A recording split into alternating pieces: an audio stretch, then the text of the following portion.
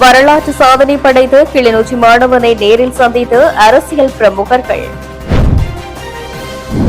காணி சுவீகரிப்புக்கு எதிராக இயக்கச்சியில் ஒன்று கூடுவோம், பச்சுளைப்பள்ளி தவிசாளர் அழைப்பு. யாழில் போலீசாரின் துப்பாக்கி சூட்டில் உயிரிழந்த சிறுவனின் குடும்பத்தினரை பின்தொடர்ந்து அச்சுறுத்தும் நபர்கள், போலீசார் விசாரணை. உயர்தர பரீட்சை பெறுபவர்கள் யாழ் இந்து கல்லூரி வரலாற்று சாதனை. இலங்கைக்கு வரவுள்ள ரஷ்ய எரிபொருள் கப்பல் உறுதி செய்யப்பட்ட ஏற்பாடு. விருப்பப்பட்டு கல்வி கற்றால் சாதிப்பது இலகுவான விடயம், வரலாற்று சாதனை படைத்த மாணவன் தெரிவிப்பு. யாழ்ப்பாணம் தையிட்டியில் அமைக்கப்பட்டுள்ள திஸ்ஸவிகாரைக்கு எதிராக போராட்டம். மட்டக்களப்பை பரபரப்பாக்கிய கொலைக்கு ஆதரவாக சட்டத்தரணிகள் ஆஜராக கூடாது. 2026-2027 ஆண்டுகளில் நாடு இன்னும் பாரிய பொருளாதார நெருக்கடிக்கு முகம் கொடுக்க நேரிடும், திஸ்ஸ எச்சரிக்கை. கைதான 25 இந்திய கடற்தொழிலாளர்களுக்கு நீதிமன்றம் பிறப்பித்துள்ள உத்தரவு. தமிழ் முற்போக்கு கூட்டணி ஜனாதிபதியை சந்திக்க உள்ளது. இலங்கையில் பணவீக்கம் மீண்டும் உயர்வு, நெருக்கடியில் மக்கள். தொடர்பது விரிவான செய்திகள். வெளியான கல்வி பொதுத்தராதர உயர்தர பரீட்சை முடிவுகளின்படி அகில இலங்கை ரீதியில் கணித பிரிவில் முதலிடம் பெற்ற கிளிநொச்சி மாவட்டத்தைச் சேர்ந்த தெய்வேந்திரன் திருக்குமரனை பாராளுமன்ற உறுப்பினர் சிவஞானம் ஸ்ரீதரன் மற்றும் வடக்கு மாகாண ஆளுநர் ஆகியோர் நேரில் சென்று வாழ்த்துக்களை தெரிவித்தனர்.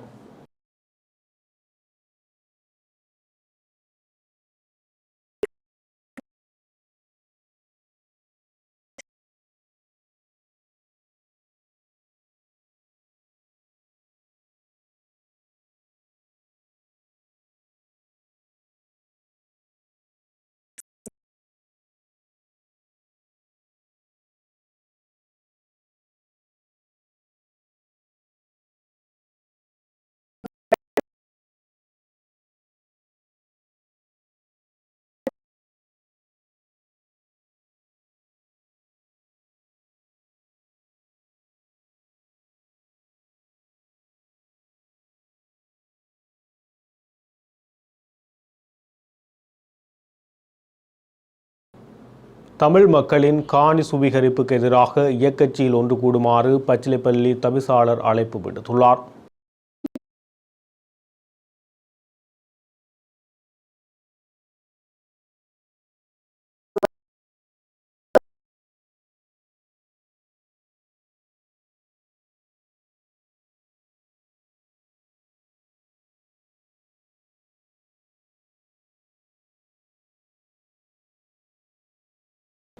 அல்லைப்பிட்டியில் போலீசாரின் துப்பாக்கிச் சூட்டில் உயிரிழந்த சிறுவனின் குடும்பத்தினருக்கு அச்சுறுத்தல் நிலவுவதாக குடும்பத்தினர் மேற்கொண்ட முறைப்பாடு தொடர்பில் போலீசார் குடும்பத்தினரிடம் வாக்குமூலங்களை பதிவு செய்ய நடவடிக்கை எடுத்துள்ளனர்.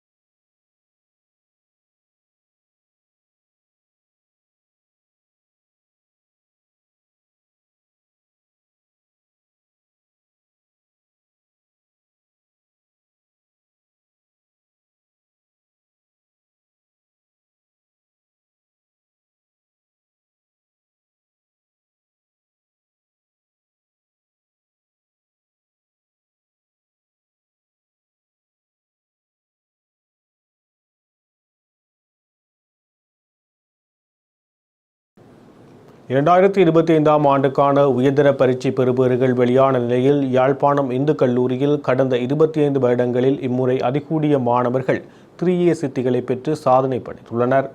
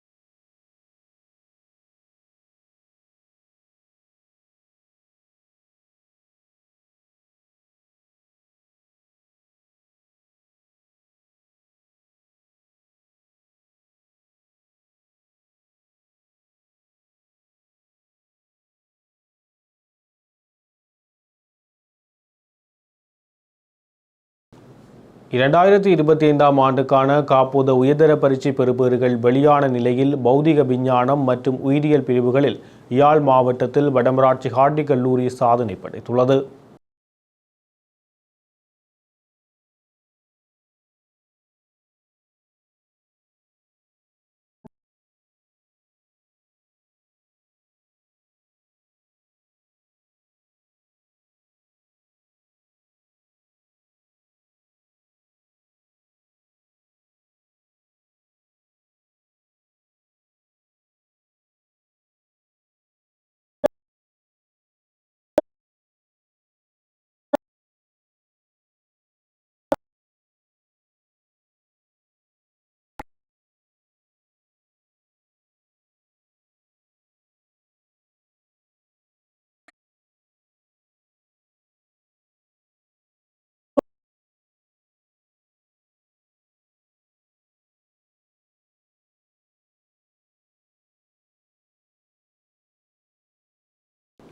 ரஷ்யாவிலிருந்து எரிபொருள் இறக்குமதி செய்வதற்கான ஏற்பாடுகள் இறுதி செய்யப்பட்டுள்ளதாக இலங்கை பெட்ரோலிய கூட்டுத்தாபனம் உறுதிப்படுத்தியுள்ளது.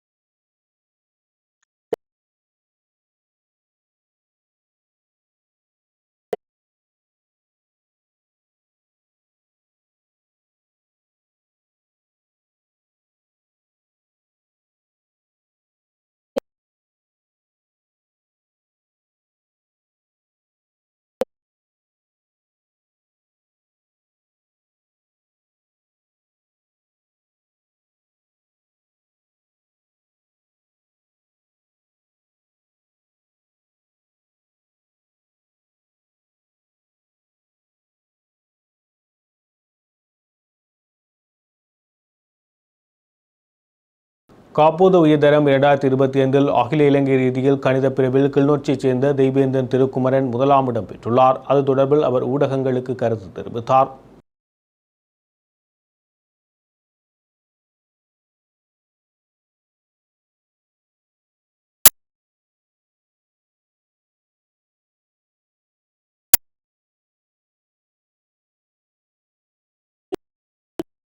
நேற்று வெளியாகிய உயர்தர பரீட்சை முடிவுகளின்படி அகில இலங்கையில் கணித பாட பிரிவில் தேசிய நிலையில் முதலிடத்தை பெற்றுள்ளேன். வெற்றிக்கு பங்களித்த ஆசிரியர் சமூகமும் பாடசாலை சமூகமும் மற்றும் பழைய மாணவர்களும் மற்றும் பெற்றோர்கள் மற்றும் பெற்றோர்கள் மற்றும் சக மாணவ தோழர்கள் அனைவருக்கும் எனது நன்றிகளை தெரிவித்துக் கொள்கின்றேன். நாங்கள் படிக்கிற பாடத்தில் இன்ட்ரெஸ்டோடு படித்தோம்னா அது காணும். இப்போ ஆளும் ஈடுபாடு தேவையானவர்களுக்கு தேவை. ஆனால் இன்ட்ரெஸ்ட் உள்ள ஆட்களுக்கு பெரும்பாலும் ஒவ்வொரு நாளும் கொஞ்சம் கொஞ்சமாக அதை விளங்கி படித்து கொண்டு வந்தால் காணும். இறுதியாக அதை மீட்டலாக ஒன்று செய்தால் காணும். மற்றபடி ஏஎல் என்றது அவ்வளவு கடினமான பாடப்பகுதி இல்லை. பலவர் யோசிக்கிற மாதிரி கடினமான பாடப்பகுதி இல்லை. அதை விளங்கி ஒவ்வொரு நாளும் விளங்கி படித்தோம்னா ஓகே. மற்றும் அப்படி படிப்பை தவிர நான் கடந்த வருடம் பாடசாலையில் சிரேஷ்ட மாணவ தலைவனாக கடமையாற்றியிருக்கிறேன். மற்றும் இணைப்பாட விதான செயற்பாடுகளாக குறிப்பிட்டு கூறுற அளவுக்கு பெருசாக இல்லை என்றாலும் விளையாட்டுகளில் ஈடுபட்டுள்ளேன். பாடசாலை மட்டம், வலய மட்டங்களில் கடந்த ஆண்டுகளில் மாகாண மட்டங்களும் சென்றுள்ளேன். அங்கு பெரும்பாலும் விளையாட்டு போட்டிகள் கிடைச்சதில்லை. மற்றும் வருடம் ஒலிம்பியாட் போட்டிக்கு சர்வதேச ரீதியில் பங்கு பெற்று வருகின்றேன். வெற்றி கிடைத்தமையால் எமது சமூகத்துக்கு நான் பெருமை சேர்த்துள்ளதை நினைத்து நான் மகிழ்ச்சி அடைகிறேன். யாழ்ப்பாணம் தையிட்டியில் அமைக்கப்பட்டுள்ள சட்டவிரோத திஸ்ஸ விகாரைக்கு எதிராக இன்றைய தினம் போராட்டம் இடம்பெற்றது.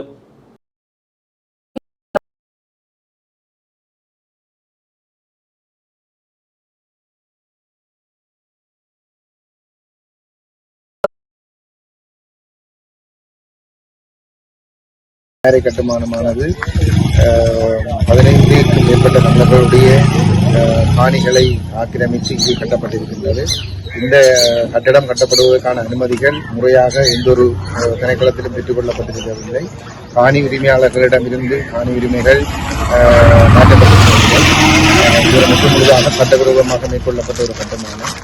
இந்த சட்டவிரோத கட்டுமானம் அகற்றப்பட்டு எங்களுடைய மக்களுடைய காணிகள் எங்களுடைய மக்களிடம் கையளிக்கப்பட வேண்டும் என வலியுறுத்தி அந்த மக்கள் 3 வருடங்களுக்கு முன்னர் இந்த இடத்தில் போராட்டத்தை ஆரம்பித்திருந்தார்கள். அதற்கு முன்னதாக அவர்கள் இந்த தெல்லிப்பளை பிரதேச செயலகத்திலும் யாழ்ப்பாணம் மாவட்ட செயலகத்திலும் போலீஸ் நிலையங்களிலும் மனித உரிமை ஆணைக்குழுவிலும் இன்னபிற அமைப்புகளுடைய அலுவலகங்களிலும் தொடர்ச்சியாக காலையும் மாலையும் சென்று முறைப்பாடுகளை செய்து தங்களுடைய காணிகளை மீட்டுத் தர வேண்டும் என்று அவர்கள் போராடி வந்திருக்கின்ற ஒரு சூழலிலே தாங்கள் விடுகிறோம் என்று சொல்லி ஒரு நம்பிக்கையை கொடுத்து கொண்டே இரகசியமாக உயர் பாதுகாப்பு பிரதேசத்துக்குள் இருந்த இந்த காணிக்குள் இந்த விகாரை கட்டப்பட்டிருக்கின்றது. இந்த விகாரை திறப்பு விழா நடைபெறுகிறது என்கின்ற செய்தி உத்தியோகபூர்வமாக ஊடகங்களிலே வெளிவந்த நிலையிலேதான் காணி உரிமையாளர்களுக்கு தெரியும் இவ்வாறான ஒரு ஆபத்துக்குள் தாங்கள் சிக்க வைக்கப்பட்டிருக்கிறோம் என்று சொல்லி இங்கிருந்த அந்த பிக்குவும் கூட அப்பட்டமான பொய்களை சொல்லி காணி நிச்சயமாக விடுவிப்போம், நாங்கள் போகிற பொழுது காணி விடுவிக்கிற பொழுது எல்லாவற்றையும் விட்டு போய் விடுவோம் என்று சொல்லி மக்களுக்கு நம்பிக்கை கொடுத்து வந்து இறுதியிலே அவர்கள் அந்த விகாரை கட்டப்பட்டிருக்கிற அரைப்பரப்பை தாண்டி கிட்டத்தட்ட 9 ஏக்கர்களை உள்ளடக்கியதாக அந்த விகாரைக்குரிய எல்லையை நிர்ணயித்து அதை கையகப்படுத்த ஆரம்பித்த பொழுதுதான் மக்கள் அதற்கு எதிராக போராடத் தொடங்கினார்கள். அப்பொழுது இருந்து அவர்கள் அந்த மக்களுடைய வேண்டுகோளின் அடிப்படையிலே நாங்கள் இந்த இடத்தில் நின்று இந்த போராட்டத்தை நடத்தி கொண்டிருக்கின்றோம். யுத்தம் முடிந்த பிற்பாடு தமிழ் மக்கள் மீதான இந்த ஆக்கிரமிப்புகள் என்பது இந்த வடிவத்திலே தொடர்ந்து கொண்டிருக்கின்றது. இதை ஒரு பொழுதும் நாங்கள் அனுமதிக்க முடியாது. இந்த சட்டவிரோத செயல்பாடுகள் நிறுத்தப்பட்டு இந்த சட்டவிரோத கட்டுமானம் அகற்றப்பட்டு காணிகள் உரிமையாளர்களிடம் ஒப்படைக்கப்படுவதன் மூலம்தான் இந்த நாட்டுக்குள் சட்டத்தின் ஆட்சி இருக்கும் என்கின்ற ஒரு நம்பிக்கை தமிழ் மக்களுக்கு ஏற்பட முடியும். இதை நாங்கள் செய்ய தவறுவோமாக இருந்தால் யாழ்ப்பாண மாவட்டத்திலே குறைந்தது 30% நிலங்களை தமிழர்கள் இழக்க வேண்டிய ஒரு சூழல் ஒன்று ஏற்படும். முற்று முழுதாக ஒரு திட்டமிட்ட வெளிப்படையான ஒரு சிங்கள பௌத்த மயமாக்கல் செயல்பாடு நடந்துகிறது.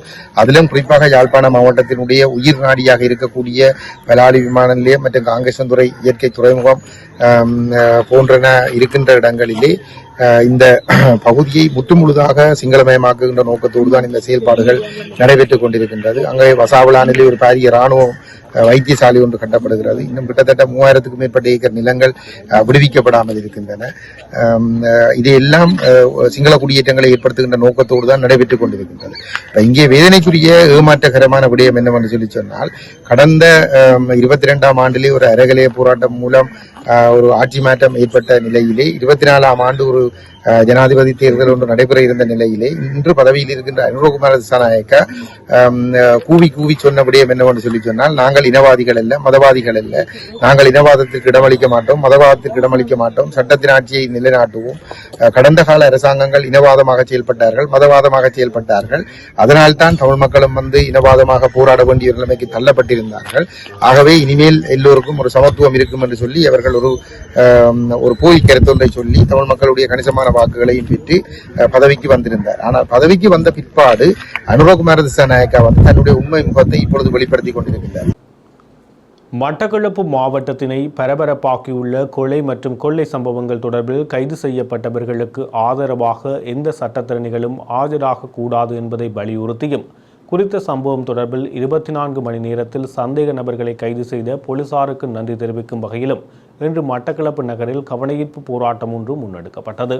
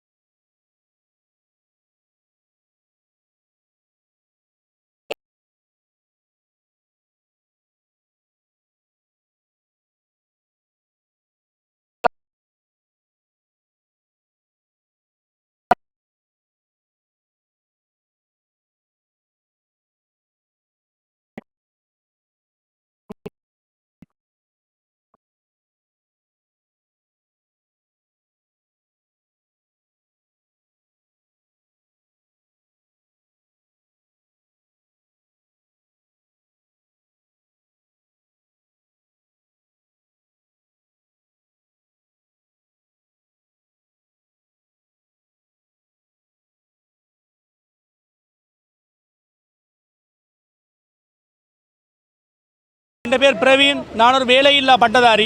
மட்டக்களப்பில் காந்தி பூங்காவில் இப்படி ஒரு ஆர்ப்பாட்டம், கண்டன ஆர்ப்பாட்டம் ஒன்று அகிம்சா முறையில் இப்போ நடைபெற்று முடிஞ்ச நிலையில் இருக்குது. உண்மைக்குமே கொத்தியாபுலையில் நடந்த சம்பவம் தெரியும், கொலை கொள்ளை சம்பவம்.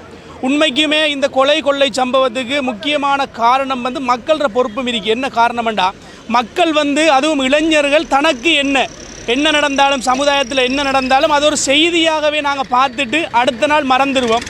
அப்படி இல்லாமல் மட்டக்களப்பில் இருக்கக்கூடிய இளைஞர்கள், அதுவும் எம்என்னை சேர்ந்த இளைஞர்கள், பொதுவாக மட்டக்களப்பில் இருக்கக்கூடிய எல்லா இளைஞர்களும் சேர்ந்து இதற்கு ஒரு குரல் ஒன்றை கொடுத்து காந்தி பூங்காவிலிருந்து ஆரம்பித்து காந்தீர ஒரு அகிம்சா வழியிலே இதை மேற்கொண்டிருக்காங்க.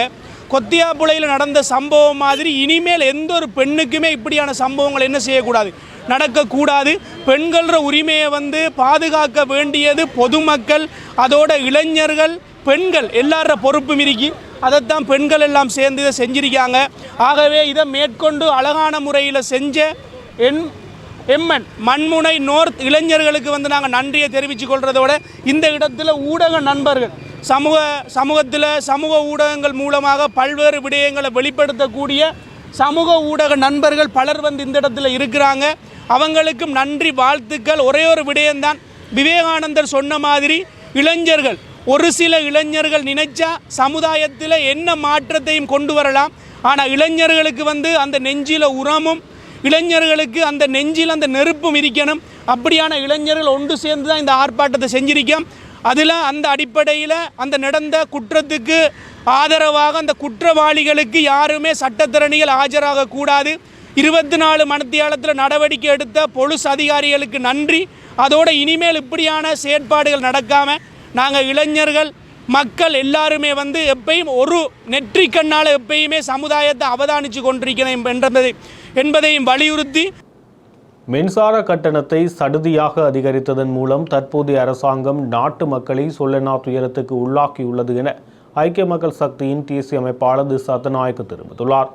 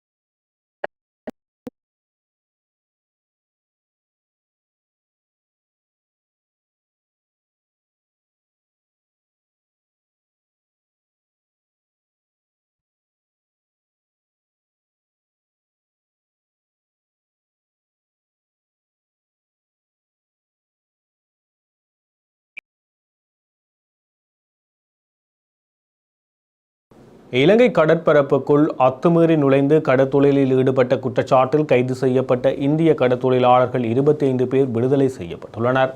அதோடு கைதான 12 கடற்தொழிலாளர்களுக்கு விளக்கமறியல் நீடிக்கப்பட்டுள்ளது. கடந்த 2026/2/19 அன்று இலங்கை கடற்பரப்புக்குள் எல்லை தாண்டிய சமயம் 25 இந்திய கடற்தொழிலாளர்கள் கடற்படையினரால் கைது செய்யப்பட்டு யாழ்ப்பாணம் மாவட்ட கடற்தொழில் நீரியல் வள திணைக்கள அதிகாரிகளிடம் ஒப்படைக்கப்பட்டனர். இவர்களின் வழக்கு தொடர்ச்சியாக மல்லாகம் நீதவான் நீதிமன்றில் இடம்பெற்ற நிலையில் நேற்றைய தினம் மீண்டும் வழக்கு எடுத்துக் கொள்ளப்பட்ட போதும் 25 கடற்தொழிலாளர்களும் மல்லாகம் நீதிமன்றினால் விடுதலை செய்யப்பட்டனர். இதே நேரம் 2026/2/18 அன்று கைது செய்யப்பட்ட 12 இந்திய கடற்தொழிலாளர்கள் தொடர்பான வழக்கு நேற்றைய தினம் ஊர்காவல்துறை நீதிமன்றில் எடுத்துக் கொள்ளப்பட்ட போது எதிர்வரும் 10ஆம் தேதி வரை விளக்கமறியலில் வைக்க உத்தரவிடப்பட்டமையும் குறிப்பிடத்தக்கது. ஜனாதிபதி அனுரகுமார திசாநாயக்கவை தமிழ் முற்போக்கு கூட்டணி சந்தித்து கலந்துரையாட உள்ளது. இந்த சந்திப்பு நாளை இடம்பெற உள்ளதாக தமிழ் முற்போக்கு கூட்டணியின் தலைவரும் பாராளுமன்ற உறுப்பினருமான மனோ கணேசன் தெரிவித்துள்ளார். ஜனாதிபதி அனுரகுமார திசாநாயக்கவுக்கும் தனக்கும் இடையில் அண்மையில் தொலைபேசி உரையாடல் ஒன்று இடம்பெற்றது. இதன்போது ஏற்பட்ட உடன்பாட்டின் அடிப்படையில் இந்த சந்திப்பு ஏற்பாடு செய்யப்பட்டுள்ளது.